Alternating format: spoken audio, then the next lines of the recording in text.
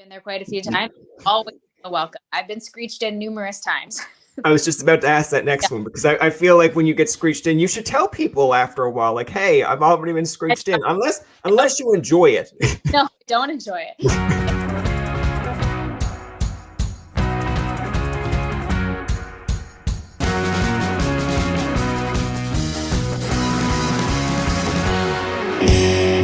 Tell me a little bit about curling in general, just for the people who might not know how you get into curling. Because I know people will say, like, well, I got into hockey at a young age, someone gave me a stick. But even out in the East Coast, I know we have Brad Gushu, which kind of gives it the name value out here. But how does one exactly just find an interest in curling?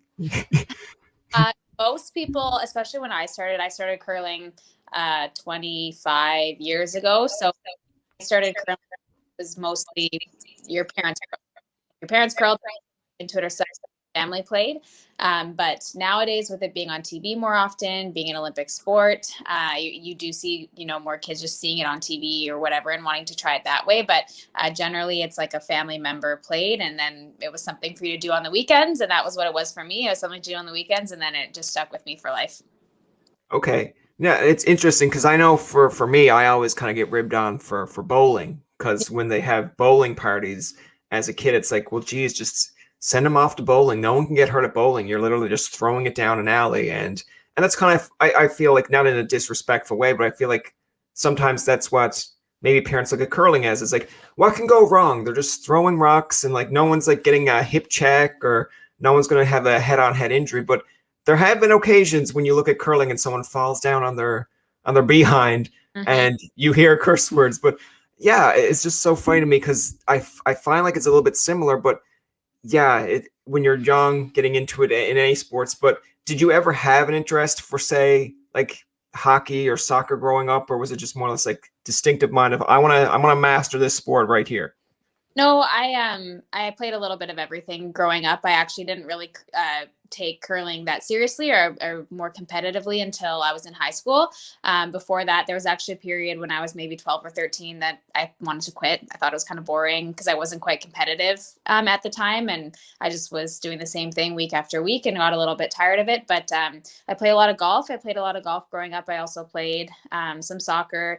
I swam in high school, some field hockey. I kind of was all over the place, but curling kind of late high school and into university was when I started to make that my focus. Okay, so I'm interested in that. Is like, why did you choose just say curling to make it your focus? Because again, like if you're involved in all these different sports, I assume like the contact sports per se, you're a little bit like you can get out a little bit of aggression. Now you said you're not very at the time you weren't very, I guess, competitive, so I can see that. But why down the road of curling? What drew you more to that than anything else? I think of the sports that I played, I was the best at it. Saw the most future for myself in it. And it's also a very, like social sports. There's a lot of camaraderie. So a lot of my best friends played. So it was a way for me to kind of continue to stay connected. I was having a lot of fun. And also being, pretty good at it was what I think led me that way versus another way. I enjoyed the social aspect and I had a lot of fun. No, that's fair. It's interesting to me because when I look at it and I thinking like your answer there, it's to me, I just like bowling just for a sense of exactly. I was good at it. When I came to hockey, it was like people would go around you, deke, score, and I'm like, okay, this isn't my sport. But in bowling, it was just like I can do this. I'm a little bit on my own. I didn't like really team sports per se. Like it's almost like if you have the ball in your hand, you're not relying on someone else. Like in hockey, it's like you pass across, they miss the net. It's like who are you blaming? Are you blaming the shooter? Or are you blaming the pass? So I don't know. It's an interesting, I guess, idea or concept there. But now I want to talk a little bit about you grew up, of course, in Scarborough, Hmm. in Ontario. I wore this Leafs jersey to make you feel welcome because I know you're out there in Edmonton.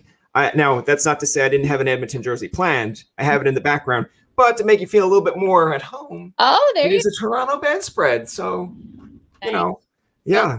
cool. But the other thing I kind of want to mention too, of course, when you would get into curling, like you look at some of the names that you've played against and defeated, like Jennifer Jones, of course, even to an average person that's maybe not familiar with curling, but like knows it's almost like an NBA fan if you know who LeBron James is. So I feel like in Canada, if you don't know curling, but you hear Jennifer Jones, you assume like, oh, she does that curling thing. Colleen Jones, of course, Nova Scotia. And then you have, I believe it's Rachel, is it Homen Holmes? Homan, There H-O-M. you go, Holman. So these are like big names that I even looked at prior to doing this interview because I knew they win a lot of championships, but I didn't know just how many dominance Jennifer Jones had. But of course, you've played Jennifer Jones, defeated her at a point as well, maybe other like millions of times. It's just times that we'd actually seen. But how does it feel? Do you ever get anxious or nervous like the first time you ever met her or went up against her? Yeah, teams like that are they're players that you've watched growing up your whole life and people that you looked up to. So definitely the first time I played her team, I was certainly a little bit nervous. And some of those other names that you mentioned, the first time that you come up against them, it's almost more like of a cool experience than anything else. It's really exciting to, you almost feel like you've kind of made it because you're at the same stage playing against those teams. So it's a lot of fun, but at a certain point, all you want to do is win, regardless of you're playing. So definitely at the start, I think that there was, and now if there's nerves, it just comes from playing at a high level and on the big stage, regardless of who the opponents are. Yeah, I mean, and I'm just going to take out my sheet here because I did do a little bit of research and notes, and I wanted to make sure I didn't get it wrong. But like, let's stroke the ego a little bit here, shall we? We've have like, it says 2-time Canadian University champion.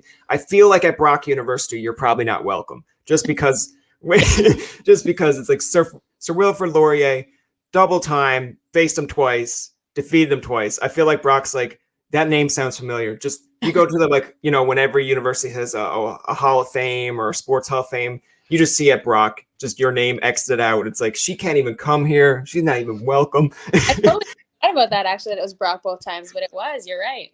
Yeah, it feels like, so I'm like I went to Carleton, so you see like Carleton versus Ryerson a lot of times in basketball or whoever they're playing, but I feel like I don't feel like any of those athletes at Carleton are welcome to these universities where it's like, hey, you look familiar. Didn't we see you before? Yeah, I defeated you 3 times in the final. Get out.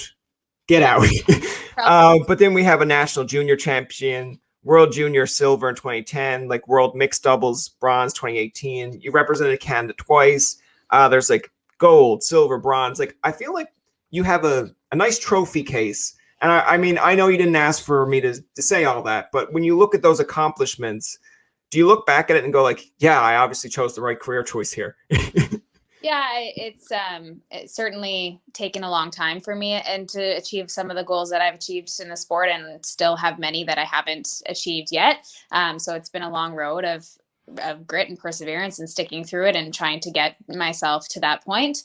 And yeah, it's just definitely feels nice to, see the trophies and see the accolades and that sort of thing. But at the end of the day, I think that my life would be pretty similar, regardless of whether I had won some of those finals or lost some of those finals. It doesn't make or break things. It's kind of more about everything I've learned from the sport, everything that I've gone through to get to this point. That's what I think kind of makes me who I am and makes my life what it is. No, I like that answer. And I mean, you look back at it now, I kind of want to put things in a little bit of perspective because I know I'm only 29, believe you're 30. Turning 31. I know people are like, don't tell people their age. Don't tell a woman her age, especially. But I love that when I look at it at 29, like I have a niece and nephew that will always come and be like, geez, you're not even married. You don't have kids. You don't like, and I'm just still like, man, you're really hammering me hard. But I'm like, I don't feel old, but you're making me sound like I'm old by doing that. But I like that you're only 30 and you have all this under your belt. So, sometimes you look at stuff, you're like, man, I don't have a world juniors under my belt. I don't have a championship, but you said there's still lots left to accomplish when you look back, or even if you didn't have it, you'd be still satisfied. But I'm like, okay, like there's still time. It's not like you're 60 wrapping up where it's like, geez, she's throwing that rock. We got to look out and see if she's okay there. Like you have plenty of time there. But the thing that I like somewhat about curling too, that I feel like sports that have evolved, you get a little bit more mic moments. It's funny because I was actually watching it a few days ago when they had the mixed doubles and Gushu and Carey won. And I think she threw a rock. And most times in curling, it's pretty like you hear them talk amongst themselves. But I think she said like, oh shit, when she threw it. And I was like, love it. Very Canadian. Don't bleep that out. Let it be. This is what we want. We want some entertainment in this as well. But I love how Newfoundland now, of course, you've married someone that's on the Newfoundland team. But I like how they improvise the social media to make you even feel included, because this is kind of how I got a little bit more attention to you, is they were showing, I guess, what we call memes now, but I think you were throwing a rock or you were looking at it and they show the, oh, like the thing that's famous on TikTok is the oh no song, like oh no, oh no, and they showed your face going like, and I was like, that's adorable. I'm like, she's clearly looking at it as if to go like, oh man, that's a bad shot. But the editing, the fact that it's getting more exposure, of course, in social media. So when you see this stuff, have people reached out to you or like showed you this clip and said, like, what's going through your mind when you see more attention being brought or drawn to you outside just the curling world? Yeah, it's a lot of fun. It's nice to just engage with, fans, other people on social media about something other than this take away it. And like you said, that's such a big part of sport, of life now, is the social media aspect of things. So it's a lot of fun, and it definitely makes me laugh.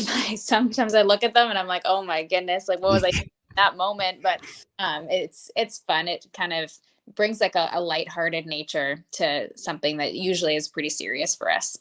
Yeah, I just like the fact, because of course where the world is going, a little bit more social media, and of course what you're looking for, clicks, and sometimes it's clickbait, sometimes it's actually general humor or something entertainment. But I like that they do a really good job with that. Now I know other platforms as well, like your team probably tweets out, and if you do well or if something funny happens, they'll do the same. Now of course I'm just following it because Newfoundland sort of thing, so I have to kind of feel like I have to follow Gushu in a sense. But I like how they make you feel included. It's not just like, oh yeah, this is a guy that's a member of our team. He's not a Newfoundlander, but so we don't have to share his stuff or we don't have to share anything, but they make you feel kind of inclusive in their little bubble, which, I feel like that's a lot of what Newfoundlanders do in general. Have you ever been to Newfoundland? I have, yep, quite a few times. I had been once, one of my Canadian University Championships where I beat Brock was in St. John's. So that was the first time I had gone, was to curl. And then I've been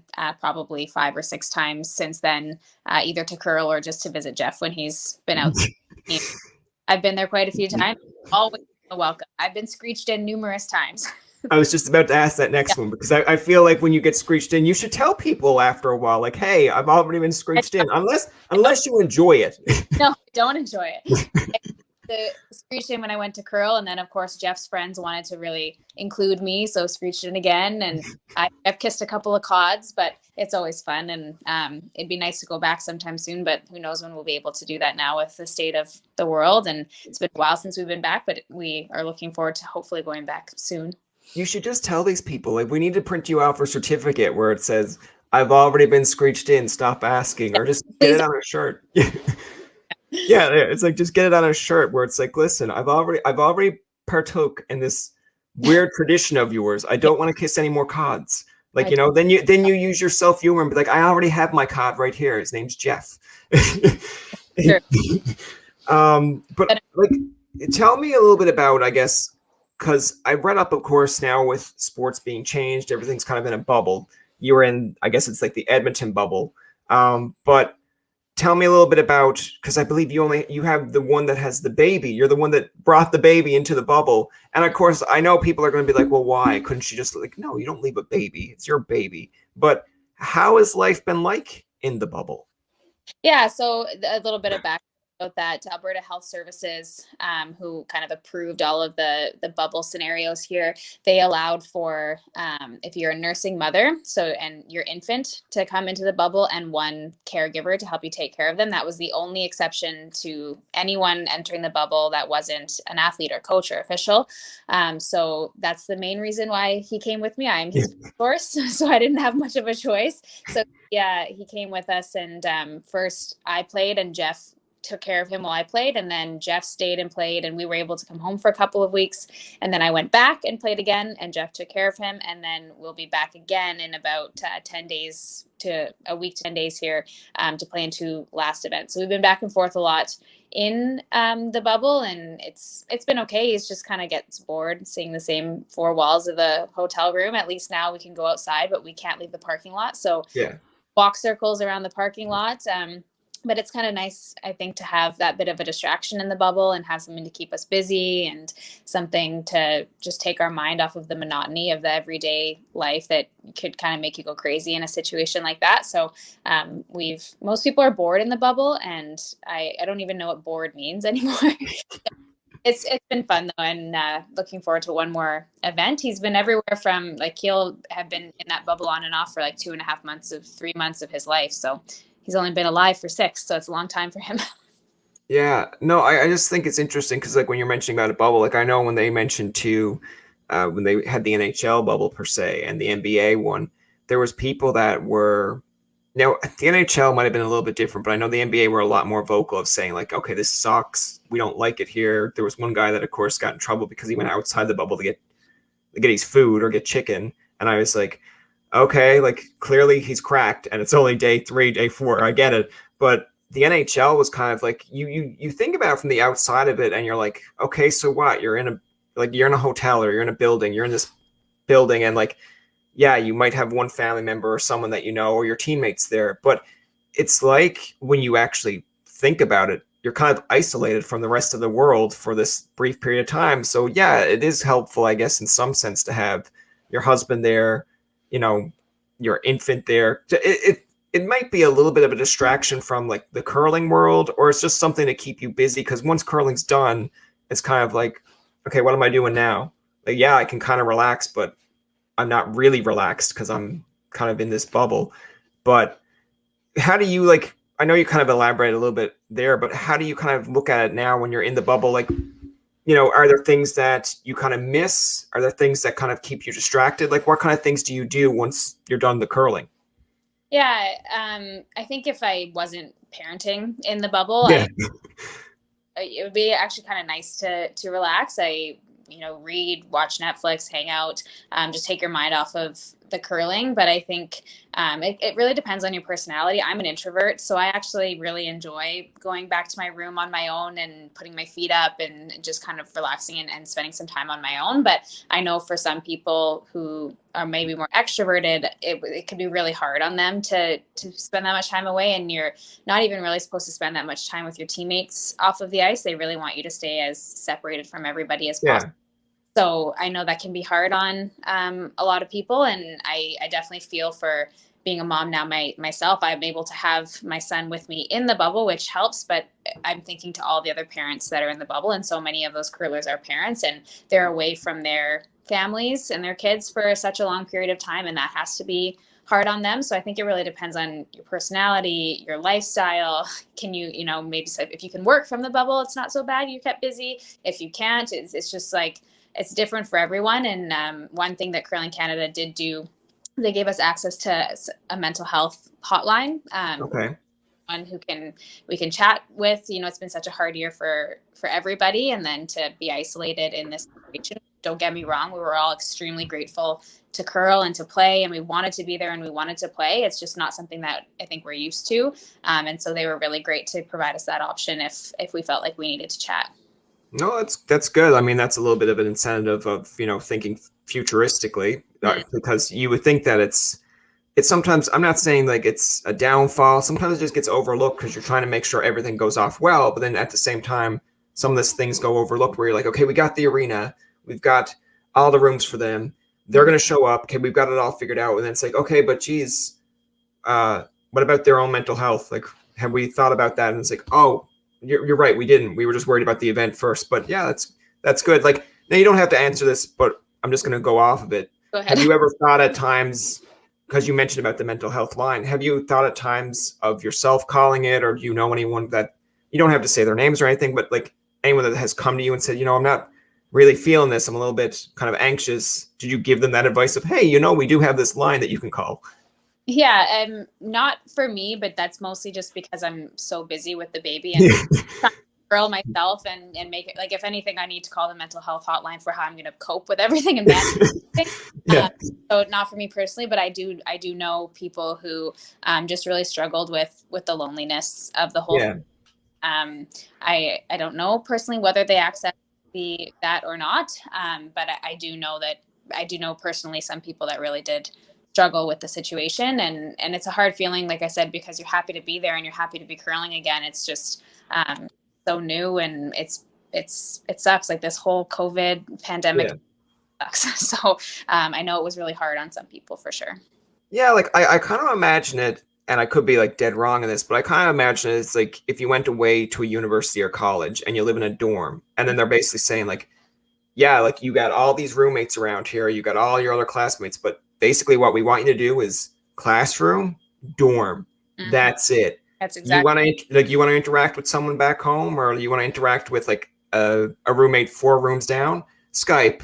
And they're like, really? Skype? It's like that's it. And you're like, oh my God. Yeah, I think I'm with you though. I'm a little bit of an introvert myself. Like, so Newfoundland, we're a little bit more relaxed to an extent, but I'm okay with just going out and playing NHL, coming in, editing some episodes of a podcast, watching like old fashioned TV. Like I've caught up on say Saved by the Bell college years.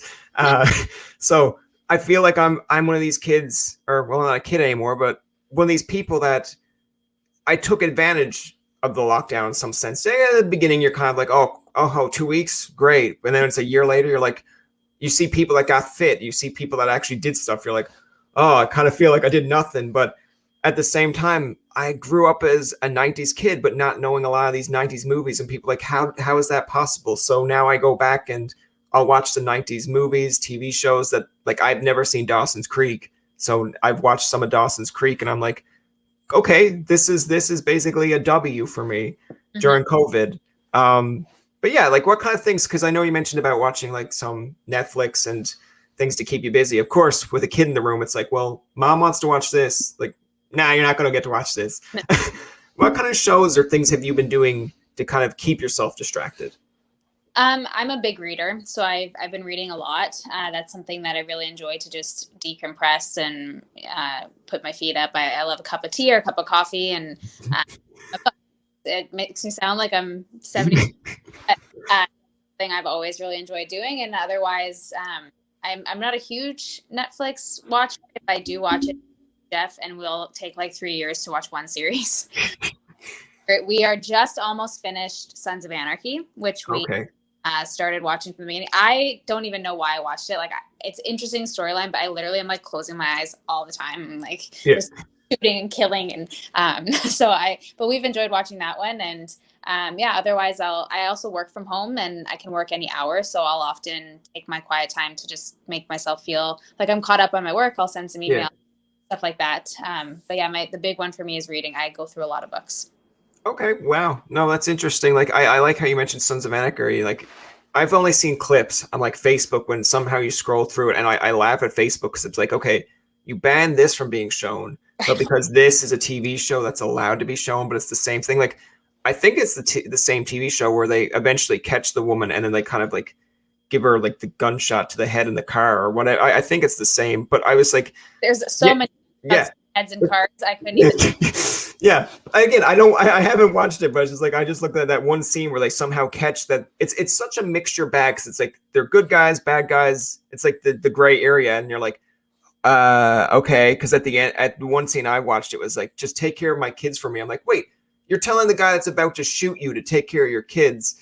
I'm like, I don't want to watch any more of this. This is too, I grew up with like Boy Meets World, Family Matters, Full House. I'm a very 90s kid where I need that family wholesome moment where it's like someone messes up and then you get the music in the background. It's like, oh, Michelle, why didn't you tell me? And I'm just like, yeah, why didn't you just tell him? He's not going to be mad at you.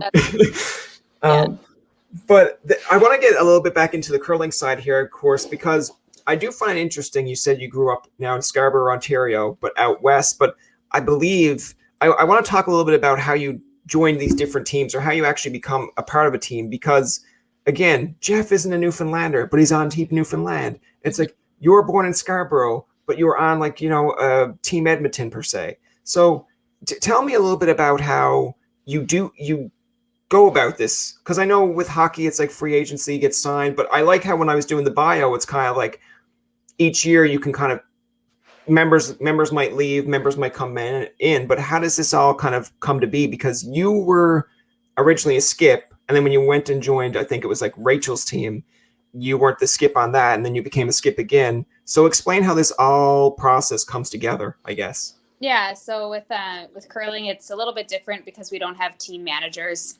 Yeah. Aging that helping us form our team. So all of our teams are self-formed. So generally what happens is you play against people all the time and you kind of see how they play, and there's maybe something you might like about their style of play or their personality or something that you want on your team. Now with the Olympics, most teams are formed for a 4-year period. They'll try to go for that Olympic cycle. And then if you had success, you might stick together, or maybe one player leaves for whatever reason. And there might be changes at that point. But generally, you try to put your teams together for that Olympic cycle. And it's all just internal chatter. You might pick up the phone and call someone that you might want on your team. I know when Jeff joined Brad's team, for example, Brad had heard about Jeff here in Alberta and flew Jeff out to, throw with him and watch him play, and Oh, wow. To basically give him a tryout sort of thing. And I asked, and then Jeff moved out to Newfoundland after that. But so it's all just internal. We all know each other so well. Our sport is so small that there isn't a single player that you might think to pick up that you don't talk to already or know a little bit at least. And so it's all just within each other, and you just put your team together with the best of intentions and hope it works out. And that's kind of why you might see some team changes, because if it's not working out, or maybe wants to start a family, or work becomes an issue or whatever, then you have to make those changes. So when I joined Rachel's team, like you said, their second position was opening up because their second became too old to play juniors. So that's when they called me, and that's why I went from skipping to playing second. And then when I was done with that team, the team that I formed it with my university team where I skipped. And so it's just and I've gone back and forth between a few different positions. I've skipped for the last few years, but I've also played third, played a couple years of second in juniors, and it all just depended on where I fell and where all the chips, laid at the end of team forming. And if there was certain spots open, or maybe a team saw you and thought, I think you'd be a good third. Would you try playing third? And I'd say, yeah, sure. Why not? So that's kind of how it all happens, is very internal stuff like that. Yeah. It's pretty much where all the rocks curled. Exactly. Yeah. Oh, pun intended there. I do like your answer there, but I just thought it was kind of interesting when you said there's no team managers, and of course you all get to know each other. But would you, and it might be a little bit of a stupid question considering, what the sport is, but when you mentioned, of course, about going from skip to being a third, like, is it a tough adjustment? Because again, you're throwing the rock, like everyone gets to throw the rock, everyone gets to kind of sweep, but it's at times I'm just wondering, like, does it kind of play a different mindset to you? Because like now you're not the skip, you're on someone else's team. They're now kind of like the head honcho or leader. Does it play with you mentally, or is it just more or less like, I'm just on a team, just doing my thing? It's definitely a difficult transition, and every position is different, whether it be different style of shots you have to play, or you have to sweep a little bit more, or sometimes you have to help call the line or do the strategy. And so there's a little bit of a different piece to every single position that you play. And it's not as easy as you might think to just, slot yourself into another position. There are kind of roles that everyone assumes in different positions. So it's definitely not something that's like right away, yeah, you're good to go. Like I know that it took him a couple of years to become, good at lead. Like he was awful at first, he said. And or a third or a skip in juniors, he made that transition to a different position, and it's definitely not. So certainly a mindset thing, like you said, you have to make sure you're kind of taking on whatever role is given to you, and a practice thing so you can practice the things you're supposed to be good at, and just a bit of a humility thing to recognize that you're not going to be good at it right away just because you're good at something else, and you have to work at it a little bit. No, that's fair. I like though that it's kind of fun when you mentioned, of course, you're not going to be good at it right away, because of course everything takes practice. But I didn't mean any kind of offense, not that I thought you took it that way, but like when I said like there's different positions, because I look at it from a standpoint of, when you're in kind of, I'm not going to say it's a very individual sport because it's a team sport, but it's like an individual, like I said earlier, it's like you're throwing a rock, it's all on you. So whatever happens, you can't go like, well, geez, you didn't sweep it the right way that I wanted you to sweep it. It's like, well, geez, you could have thrown it the right way I wanted to throw it. But I do find it interesting because there is a bit of strategy when it comes to this sport. Like I know with different sports, like again, I'll use the examples of like hockey, basketball. They have a huddle, and you don't really, the other team really doesn't hear them what they're talking about. They might have known for film or gameplay of, oh, like this is what Steph Curry does. He's always going to take a three, so avoid him getting the three in the last 3 seconds of this game. But curling, I find it just I kind of want to make fun of it in a way of just being a comedy mindset, but like literally when you're there looking at all the rocks, the person's right behind you and you're like, well, she hit it this way or he hit it that way. I'm going to try to curl it. And they're like looking right behind you like, yeah, you go try that. And then I'm going to try something else. I'm like, you don't see that a lot in other sports where it's like wide open, like going in on a break where you're like, hey, I'm actually going to shoot at your glove. So just have your glove ready. But that's what I find with, because we were watching it the other day when it was like, I think it was Gushu and Kiri, and you could hear them talk. And I said to one of my friends, I'm like, they're right behind them. They can hear every word they're talking about. And it's like, that's strategy. I'm like, I wouldn't be able to do that because I don't want people to know what my shot is. But I guess if you're really good at it, you're kind of like, I don't care. Like, hear what I'm going to say. How do you take it? Like, because I know there's people behind you at times when you're probably saying to your teammate, like, I think I want to take this shot, or we got to get this rock rid of. Do you worry that they're going to hear that and be like, okay, I know what our game plan is? Not necessarily. I think this event, like the event you're seeing on TV right now in the bubble, are a little bit different because there's no crowd. So often a lot more just like buzz in the building. And if I'm just speaking to you like at a regular volume, it's not actually that easy for the other team to hear your discussion. So, but here in this building in Calgary, we're quiet, so you can hear everything. So that's a little bit different. But I think at the end of the day, your strategy is a huge part of the game. Like if you don't have solid strategy, you can make all the shots you want. You're not going to win big competitions. So the strategy is a big piece of it. But I mean, they can hear my discussion, but whatever I end up deciding, I'm going to put the broom down and go throw it, and they're going to see anyways. It's not like a quick attack sport like a hockey or something like that where like being off guard.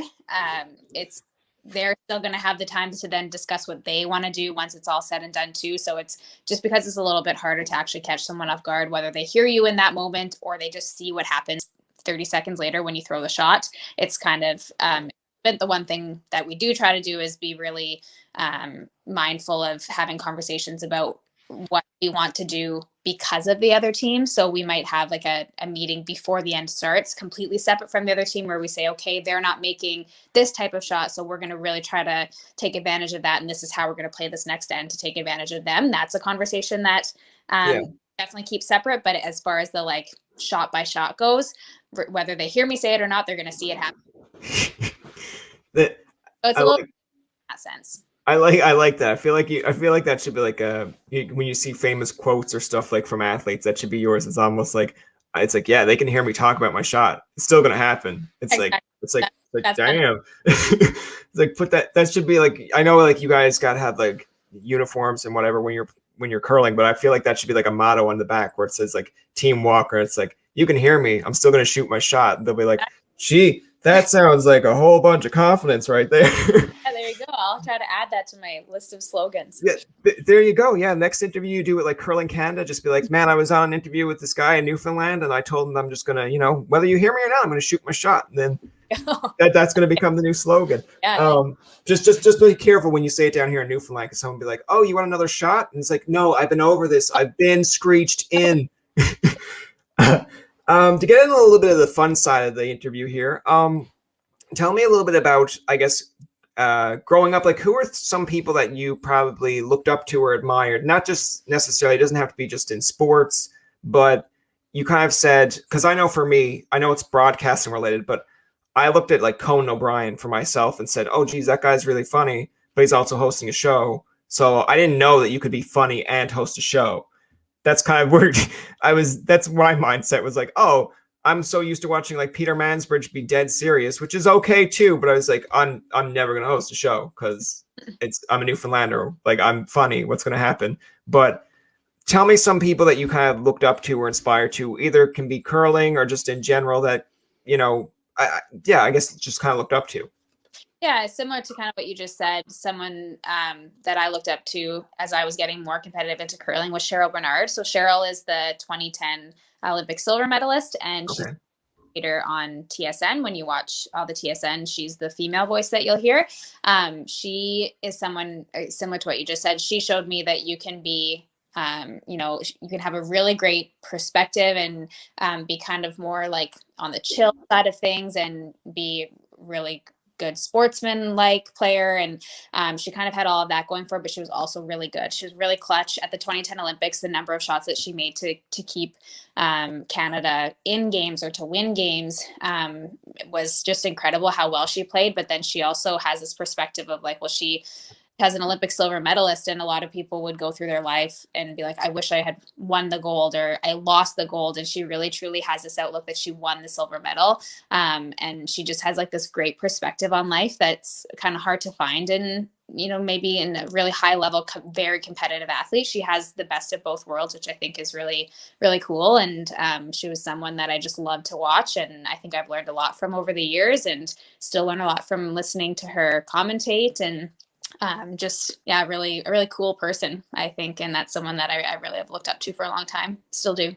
Yeah, that's a really good answer because because in Canada, of course, when you're watching, we love our ice sports. It's like when it comes to ice sports, hockey, curling, to an extent, yes, like figure skating, it's almost like it's gold or nothing. Now, mostly that comes with hockey, especially, but I never really thought about it that way because I know you win gold, you win bronze, but the mindset, even with World Juniors, like I know these are just kids, really, basically, but you're like, you lost gold. It's like they won silver, and I'll even catch myself at times going like, how did you lose gold? It's like, well, they could have won nothing. They're going home with silver. And to me, someone at home in Newfoundland sitting down, like, you win silver. You have that medal for as long as you do.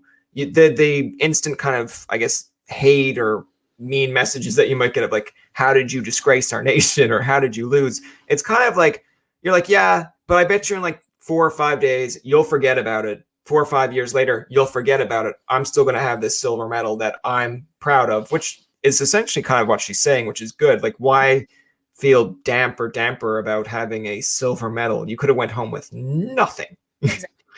I want to mention some stuff that I think would be kind of interesting just for a general audience here. But like, it's funny when you have bloopers or when you have kind of these, I guess, not moments that you want on an ice surface or in life where you're kind of like, oh, I wish I could have had that back. But years later, you look back at it and say like, it's kind of funny. Have you ever had these moments, maybe on the curling stage, maybe not even nationally, just in your own kind of like when no one was looking or no one was watching, that you're kind of like, oh man, this is embarrassing. But years later, you're like, at least I learned something from it.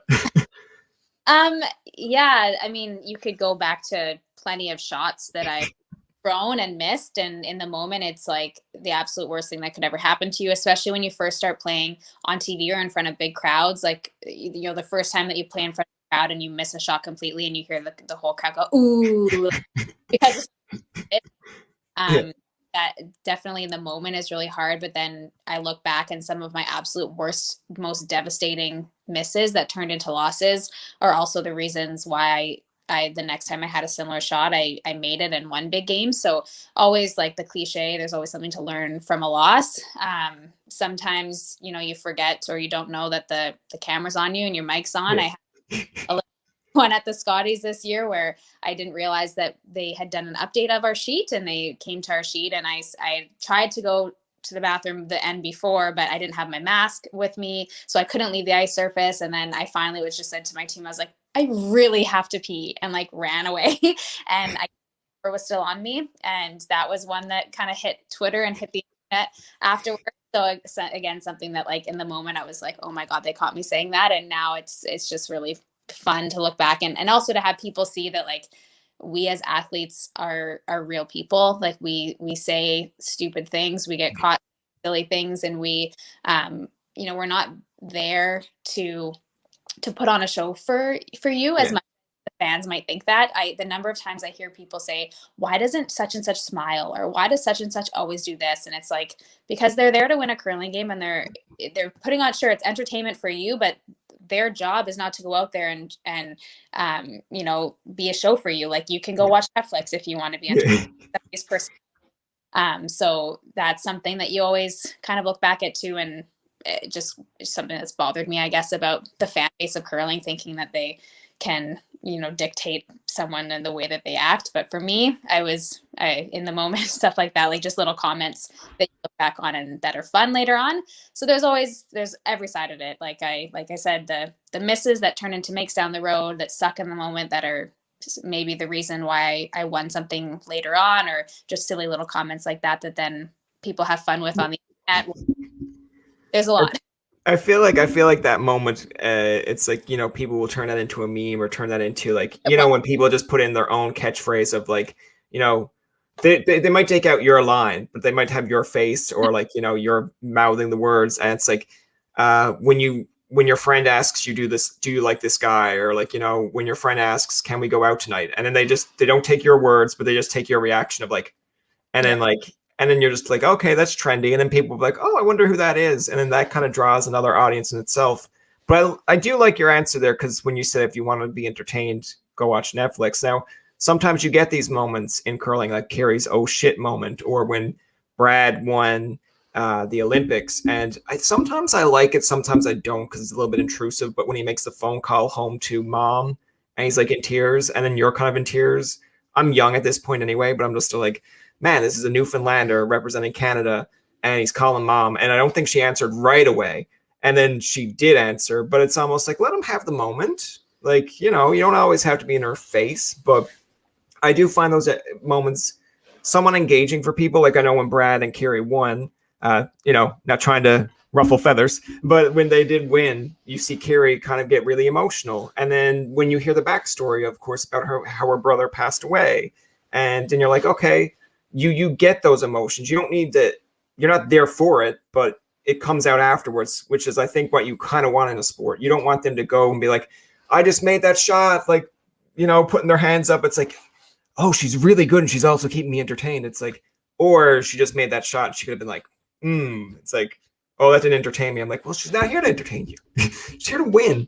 But have you ever thought of, and I kind of mean this in a funny way, but like, they always show on SportsCenter top 10 moments of sports. And the one that always comes up for the bowling is the guy who says, who do you think you are? I am. Do you ever want to do that in curling?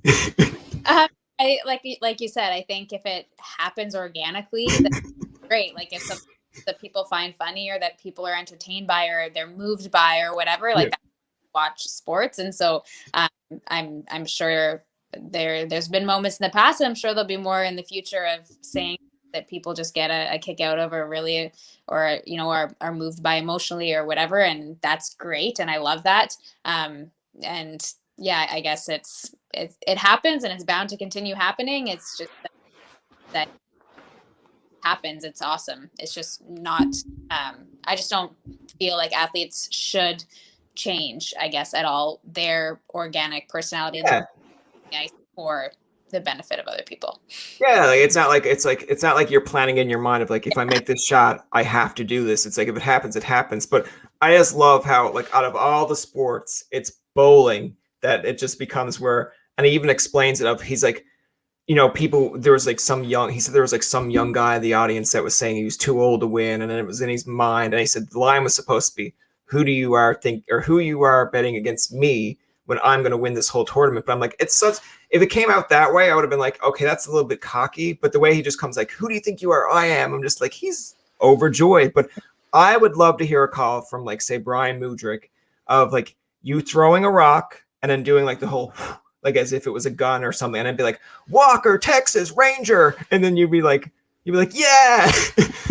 That's what I'd love to see. But if you got excited about it, or just like the animation of like, and then put it in the pocket, I'd be like, she seems like she planned it out a little bit. But then if you got super excited and fell on the ice because you were that excited, I'd be like, okay, that wasn't planned. She was super excited and fell on the ice. But yeah, I like what you said. It has to be organic. I want to ask, like, of course, with all the tournaments that you've been in, with all the accomplishments you've achieved, like, what are some, I guess, high points that you have in your career, and some things that you're looking forward, both, I guess, on the ice and off the ice? I know it's a little bit of a loaded question there. It's like, geez, that's like a two-parter, but just enlighten me.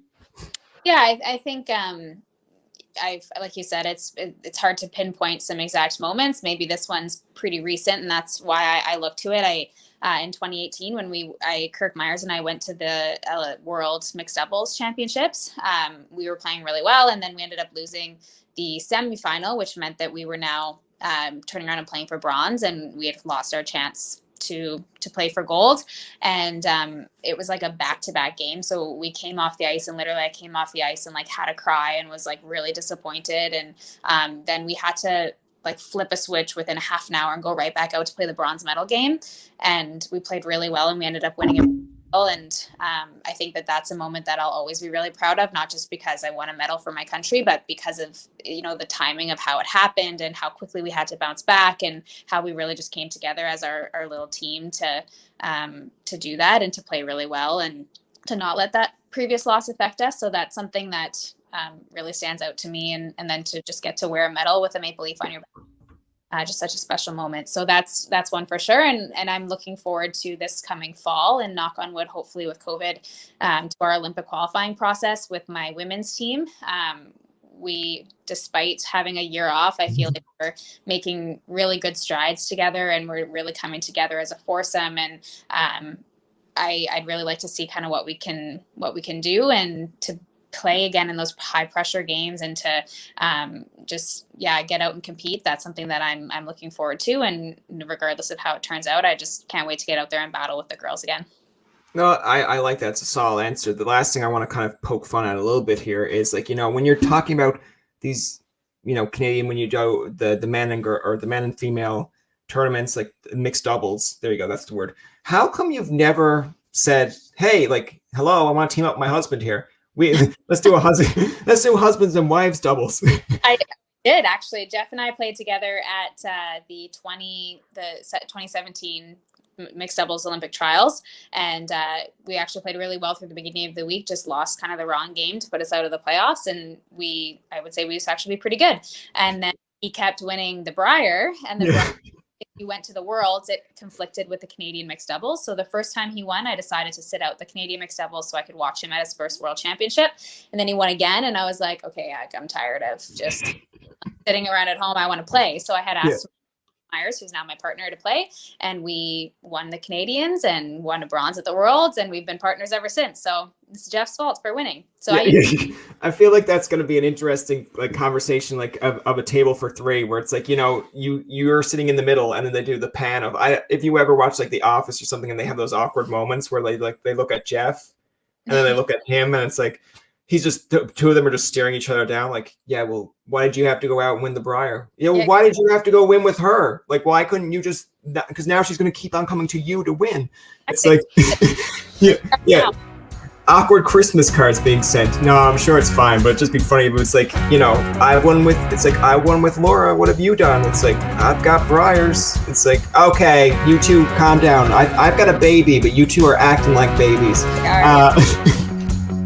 That's going to do it for this episode of Tobin Tonight. Our thanks to Laura Walker for coming on to the show. Remember, you can find past, present, and future episodes on TobinTonight.com, Spotify, and iTunes. Follow us on Twitter, like us on Facebook, and leave a comment or two. For Tobin and myself, this is Jacob saying thank you for listening, and good night.